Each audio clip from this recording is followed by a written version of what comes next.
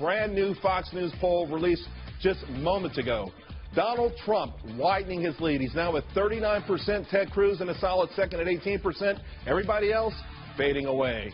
Little movement on the Democratic side. Hillary Clinton remains on top. She's with 56%. Bernie Sanders about the same. And if the election were held today, guess what? Rubio, the only Republican candidate who would beat Hillary Clinton. Trump seeing a huge drop against Clinton. He's losing to her now by 11 points. In the last month, he was beating her by 5 points, 16-point swing there. Remember, Trump's plan to ban all non-U.S. Muslims from entering the United States until the government can figure it all out?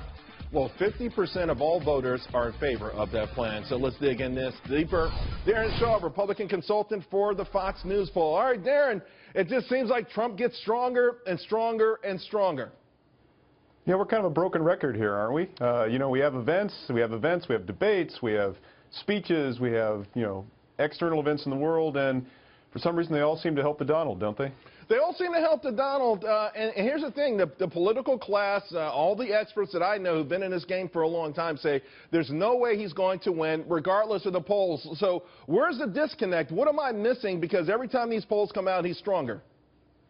Yeah, I know. I think there's still a large part of the pundit class that figures, it's going to implode, that the lack of specificity, the lack of detail, the lack of sort of experience that ultimately recommends itself to voters will come into play. But as you're suggesting, Charles, I mean, we've only got a few weeks before the Iowa caucuses, right? And some appreciable portion of that time, we're going to be busy with Christmas and the New Year and the bowl games and all those sorts of things that distract us from politics. I think it's beginning to dawn on people that, time is running out for the implosion that people keep waiting for. Going through the poll on some of the more specifics on the ability most qualified to handle the economy. In November, Trump was at 42. Now he's at 52. We figured this would be a layup for him. And here's the interesting thing. The economy has slipped big time with respect to its importance versus, terrorism. But maybe if we can go through it without any major events, this probably becomes #1 topic again going into next November.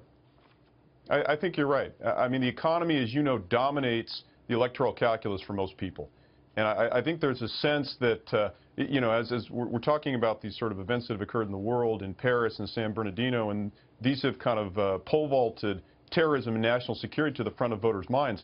But the irony is that Trump has benefited from the emergence of those issues. But as you point out, his calling card is he's a businessman, he has experience with economics. Presumably he's, a guy who's got some thoughts on tax structure and regulation.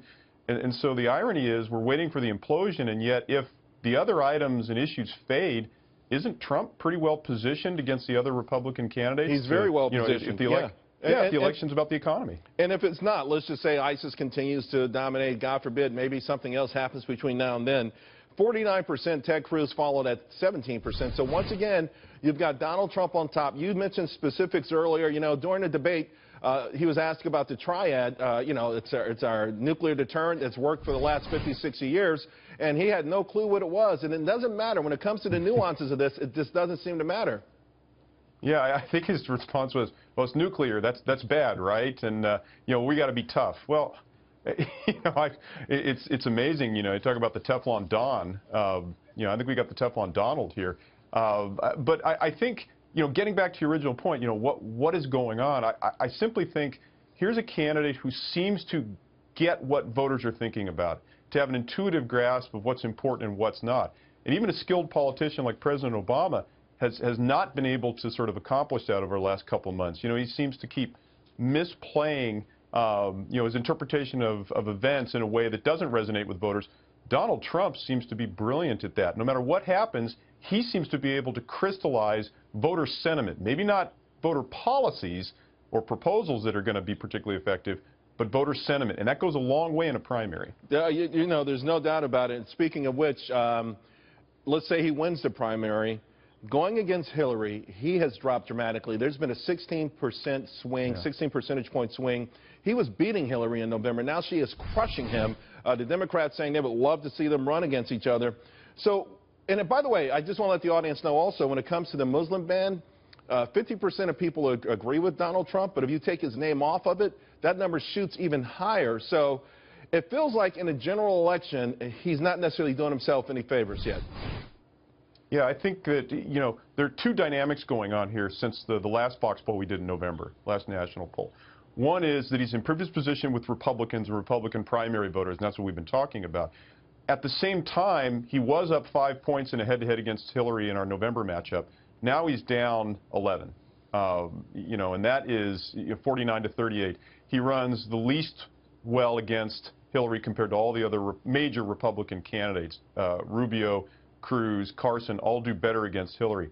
If you look at the numbers a little bit, Charles, what we're finding is that Mr. Trump's support has almost collapsed amongst younger voters. If you look at that cohort under 30 years of age, he's now losing by 29 points with this sort of millennial voters, whereas Marco Rubio is actually carrying millennials against Hillary Clinton. That accounts for a large portion of that difference in standing between Cruz versus, Rubio versus Hillary versus Trump versus Hillary. So before I let you go, Daron, again, it's the same sort of conclusion. Donald Trump, the Trump train, as they call it, a locomotive. And maybe at this point, is there still a chance Rubio, Cruz can catch him?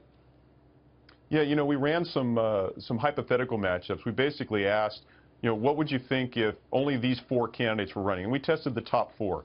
So Trump, Cruz, Rubio, and Carson. And it does seem there's a bit of a ceiling to Trump's support, but he still dominates.